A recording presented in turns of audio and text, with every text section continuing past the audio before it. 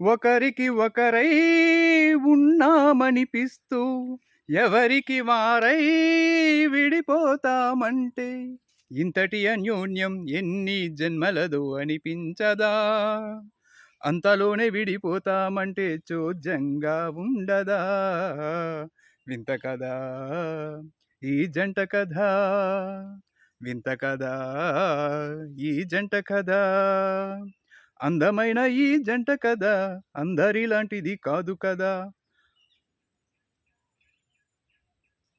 ఈ పాట గుర్తుందా? సేమ్ టు సేమ్ ఒక జంట నిజంగా అబ్బో ఇంకొక 10 సంవత్సరాలైనా సరే, ఇంకొక 10 కాలాలైనా సరే మేము ఇలా అన్యోన్యంగా ఉంటాము, కలిసిమెలిసే ఉంటాము. మా తాలూకా అటు తరపు బంధువులు, ఇటు తరపు బంధువులు ఇష్టం ఉన్నా లేకపోయినా ఖచ్చితంగా మమ్మల్ని పట్టుకొని తిరగాల్సిందే అని చెప్పి ఎవరైతే ఇంకో 10 సంవత్సరాల పాటు ఖచ్చితంగా కాపురం చేస్తాము అని చెప్తున్నారో వాళ్ళు ఈ రోజున విడిపోతున్నారు అని తెలిస్తే మనకెంత బాధగా ఉంటుంది. అస్సలు వీళ్ళు విడిపోవడానికి కారణం ఏంటి? ఆలోచించాలి కదా! విడాకులు తీసుకోవడానికి కారణం అంటూ ఒకటి ఉండాలి కదా! విడాకులకి కారణాలు లేకుండానే విడిపోతాం అంటే అన్యోన్యంగా ఉన్నవాళ్ళు విడిపోతామంటే నిజంగా అందరికీ ఆశ్చర్యమే కలుగుతుంది. ఇక్కడ కూడా అదే జరుగుతుంది. అయితే ఇక్కడ మనకి విచిత్రం ఏంటంటే వీళ్ళిద్దరూ మీకు తెలుసు ఈ జంట ఎవరో మీకు తెలుసు. చంద్రబాబు, పవన్ కళ్యాణ్. వీళ్ళిద్దరూ అవినాభావ సంబంధంతో కలిసుందాం. ఇంకొక 10 సంవత్సరాలైనా సరే ఎవ్వడు ఏమనుకున్నా సరే మనం కలిసుందాం అని చెప్పేసి ఒప్పందం పెట్టుకున్నారు. చంద్రబాబు ఎంత నష్టాన్ని కలిగించినా సరే వెంటనే ఎందుకురా వచ్చావు? వాడే అదనమాట. వాడు ఎంత అయినా సరే వీళ్ళ అభిమానులు ఎంత అరిచి గోపెట్టినా మొత్తం నో కాతరా మొత్తం మాకు మేమిద్దరం కలిసే ఉంటాము. అలాంటి వాళ్ళు విడిపోతున్నారు అంటే ఎందుకు విడిపోతున్నారు? విడిపోవడానికి కారణం ఏంటి? అది ఆలోచించే ముందు ముగ్గురు హ్యాపీ, ఒక్కడే బాధపడతాడు. ముగ్గురు హ్యాపీ ఎవరినంటే జనసేన, బీజేపీ, వైఎస్ఆర్సీపీ. ఎవరు బాధపడతారు అంటే ఖచ్చితంగా కుమిలి ఏడ్చేది తెలుగుదేశం పచ్చ అభిమానులు. కారణం ఏంటి? వాళ్ళకి పవన్ కళ్యాణ్ కానీ జనసేన కానీ లేకపోతే వాళ్ళ బ్రతుకు సర్వనాశనం. వాళ్ళకి అస్సలు చేత కాదు. ఖచ్చితంగా వాళ్ళు ఉంటేనే వీళ్ళు గెలుస్తారు. అయితే వీళ్ళు ముగ్గురికి ఎందుకు హ్యాపీ? పవన్ కళ్యాణ్ వాళ్ళకి, జనసేన వాళ్ళకి ఎందుకు హ్యాపీస్ అంటే జనసేన అంటే పవన్ కళ్యాణ్కి హ్యాపీ కాదు. మళ్ళీ పవన్ కళ్యాణ్కి ఎంతసేపు చంద్రబాబు నాయుడుతో ఉంటేనే ఆయన హ్యాపీ. కానీ జనసేన అభిమానులు, పవన్ కళ్యాణ్ అభిమానులు, జనసేన కార్యకర్తలు వీళ్ళందరూ ఎందుకు హ్యాపీస్ అంటే ఖచ్చితంగా పార్టీ బలపడుతుంది. ఇప్పుడు కాకపోతే 2029లోనైనా సరే అధికారంలోకి రావడానికి, పార్టీ బలపడడానికి ఉపయోగపడుతుంది. మనం చంద్రబాబు వెంట ఉంటే మనకేం ఉపయోగం అని చెప్పేసి వాళ్ళు అనుకుంటారు. అందుకు వాళ్ళు హ్యాపీ. మరి బీజేపీ ఎందుకు హ్యాపీ? బీజేపీ గనక పవన్ కళ్యాణ్ని నాయకుడిగా ప్రకటించి, పవన్ కళ్యాణ్ని ముఖ్యమంత్రి అభ్యర్థిగా ప్రకటిస్తే, పవన్ కళ్యాణ్ మొత్తం బీజేపీతో కలిసి వెళ్తే కనుక వాళ్ళ పార్టీ బలపడుతుంది. పవన్ కళ్యాణ్ అభిమానులు పవన్ కళ్యాణ్ బలపడతాడు, అలాగే బీజేపీ బలపడుతుంది. మరి మూడోది వైఎస్ఆర్సీపీ ఎందుకు హ్యాపీ? మీకు అందరికీ తెలిసిందే. వైఎస్ఆర్సీపీకి అస్సలు అడ్డు ఆపు లేని విజయం వస్తుంది. వాళ్ళు బలపడతారు, కానీ విజయం మాత్రం వైఎస్ఆర్సీపీకి వస్తుంది. ఈ 2024 సంవత్సరం మాకు టార్గెట్ కాదు, 2029 మా టార్గెట్ అని చెప్పేసి అన్న పవన్ కళ్యాణ్కి ఈ 2024లో వైఎస్ఆర్సీపీ మళ్ళీ వచ్చినా వాళ్ళకి నష్టమేమీ లేదు కదా అని అనుకోవాలి. కానీ వీళ్ళు ముగ్గురు హ్యాపీగా ఉంటే ఒక్క తెలుగుదేశం మాత్రం వద్దు, నో, నువ్వు విడిపోవడానికి అస్సలు నాకు ఇష్టం లేదు.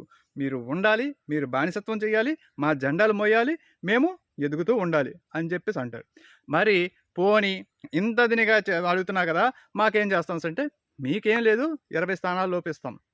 పోనీ డిప్యూటీ సీఎం ఏమైనా ఇస్తావా? అబ్బెబ్బెబ్బే, డిప్యూటీ సీఎం కాదు కదా, సీఎం కాదు కదా, మంత్రి పదవి కూడా మీకు హామీ అయితే ఏది ఇవ్వట్లేదు, మీరు మా జెండాలు మోయాలి. మరి వీళ్ళు ఏం చేస్తారు? మా అన్న ఏది చెప్తుంది, మా అన్న సిద్ధం, మేము సిద్ధం. నిజమే, మమ్మల్ని విడగొట్టడానికి చూస్తున్నారు, మీరు భయపడిపోతున్నారు. వైఎస్ఆర్సీపీ వాళ్ళందరూ మమ్మల్ని చూసి భయపడిపోతున్నారు. ఇది అయితే ఇక్కడ జరగబోతున్నది ఏంటి అంటే ఇప్పుడు విడాకులు ఏ విధంగా లభిస్తున్నాయి అంటే అక్కడ కేంద్రం నుంచి రేపు ఎల్లుండి లేదంటే ఈ వారం రోజుల్లో ఖచ్చితంగా పవన్ కళ్యాణ్కి పిలుపు రాబోతుంది. పిలుపు వస్తోంది. పిలుపు వచ్చి ఏం చెప్పబోతున్నారు అంటే, మేము తెలుగుదేశంతో కలిసి పనిచేసే అవకాశం ఎట్టి పరిస్థితిలో లేదు. నువ్వు మాతో ఉన్నావు ఇప్పటివరకు. నువ్వు మాతో ఉంటావా? లేదు తెలుగుదేశంతో వెళ్తావా? తేల్చుకో అని క్లియర్ కట్‌గా చెప్పబోతున్నారు. మరి పవన్ కళ్యాణ్ ఏం చేస్తాడు? లేదు లేదండి, మీరు మంచోళ్ళు కదండీ! కొంచెం ఆలోచించండి. మా చంద్రబాబు నాయుడు గారికి కొంచెం కనికరించండి. మా చంద్రబాబు నాయుడు గారు ఇంతకుముందు మిమ్మల్ని ఎంత తిట్టినా, నాలాగా మొత్తం మొహం మీద ఆయన ఊసినా కూడా తుడుచుకొని నేను ఎలాగైతే వెళ్ళిపోతానో, ఇన్ని సార్లు నేనైతే అవమానాలు ఎన్ని భరించుకుంటూ పక్కన పెట్టేశానో, మీరు కూడా అలాగా కొంచెం మొహం మీద ఊసినా కూడా తుడుచుకొని వచ్చేయండి అని చెప్పేసి అడుగుతాడు. బీజేపీ ఒప్పుకుంటుందా?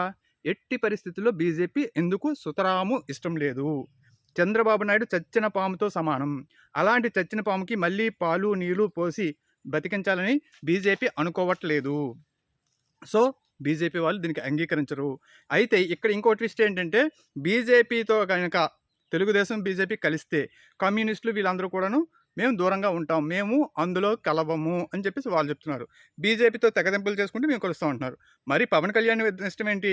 పవన్ కళ్యాణ్ క్లియర్‌గా చెప్పేదేంటి? మాకు బీజేపీ అంటే కేంద్రంలో మోడీ ప్రభుత్వం, బీజేపీ ప్రభుత్వమే ఉండాలి.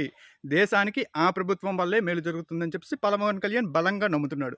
మరి ఇక్కడ ఇంకొక ట్విస్ట్ ఏంటో తెలుసా? 68 స్థానాలతో చంద్రబాబు నాయుడుకి పవన్ కళ్యాణ్ ఒక లిస్టు తయారు చేసి పంపించాడు. ఏది?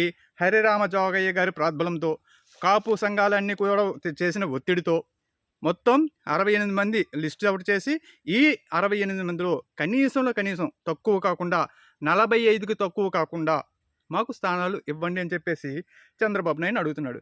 చంద్రబాబు నాయుడు ఏం చేస్తున్నాడు? మనకెప్పుడు తెలిసిందే కదా! పవన్ కళ్యాణ్‌కి కూడా తెలుసు. కానీ అది బాధపడితే గాని బోధపడదని అంటారు. ఆయన బాధపడుతున్నా కూడా బోధపడదు ఆయనకి. అందుకే 2 స్థానాలు అక్కడ ఇక్కడ అని చెప్పేసి అన్ని దెబ్బ యేసుకుంటూ వస్తున్నాడు. సడెన్‌గా ఏవైతే జనసేన కొంచెం కోరుకుంటుందో అలాంటి స్థానాల్లో రెండిట్లో కూడాను ఆల్రెడీ చంద్రబాబు నాయుడు అనౌన్స్‌మెంట్ ఇచ్చేసాడు. తెలుగుదేశం పోటీ చేస్తదని. ఇక్కడ పవన్ కళ్యాణ్‌కి ఒక మైండ్‌లో ఒక డౌట్ అయితే కొడుతుంది. మిగతా వాళ్ళందరూ చెప్తున్నారు కదా! ఏంటనేసంటే, ఎక్కడైతే ఓడిపోతుందో తెలుగుదేశం, ఆ ఓడిపోయే స్థానాల్ని మీకిస్తారు తప్ప గెలిచే స్థానాలను మీకివ్వరు అని చెప్తున్నారు కదా! అందుకే 23 స్థానాలు ఏవైతే చంద్రబాబు నాయుడు గెలిచాడో, అందులో కనీసం ఒక 2 అయినా సరే ఇప్పుడు మాకు కేటాయించండి. అంటే మిగతా 45 సీట్లు రావాలి. ఆ 45లో మళ్ళీ 2 సీట్లు మీరు గెలిచినవై ఉండాలి అని కండిషన్ పెడుతున్నాడు. ఇన్ని కండిషన్ల మధ్య ఇటు తేల్చుకోలేక, అటు మునగలేక సతమతం అవుతున్నాడు. అక్కడ కేంద్ర పెద్దలు బీజేపీ ఏదైతే అయోధ్య నిర్మాణం పూర్తయింది, ప్రాణప్రతిష్ఠ జరిగింది, అంతవరకు రాజకీయాల గురించి కొంచెం పక్కన పెట్టారు. ఇప్పుడు అది ఎప్పుడైతే పూర్తయిపోయిందో ఆంధ్ర రాష్ట్రంలో తాము ఎలా డెవలప్ అవ్వాలి అని చెప్పేసి మిగతా రాష్ట్రాల మీద కూడా ఫోకస్ పెట్టి వాళ్ళు ఇప్పుడు చర్చలకు వస్తున్నారన్నమాట, పిలుస్తున్నారన్నమాట. ఈ టైంలో ఖచ్చితంగా ప్రెజర్ అయితే ఉంటుంది. ఆ ప్రెజర్‌లో పవన్ కళ్యాణ్ విడాకులు తీసుకోవడం పక్కా అని అర్థమవుతుంది. దానికి తగ్గట్లుగానే నిన్న, ఈరోజు తెలుగుదేశం మీద, చంద్రబాబు నాయుడు మీద కొంచెం కోపాన్ని ప్రదర్శించాడు. కానీ తన అభిమానులు మాత్రం భరించండి, జెండాలు మోయండి అని చెప్పాడు. ఇంకొక గొప్ప విషయం ఏంటంటే, ఈ మధ్య ఏమనుకున్నారు? మొత్తం అన్ని సభలు కూడా కలిసే నిర్వహిద్దాం, కలిసే వెళ్దాం, అన్ని నియోజకవర్గాల మీటింగ్ కలిసి పెడదాం, మీకు మాకు సమానమైన ఇది ఉంటుంది అని చెప్పేసి తెలుగుదేశం, జనసేన 2 జెండాలు కలిపి మొయ్యాలి, 2 జెండా కూలీలు కలిసే ఉండాలి అని చెప్పారు.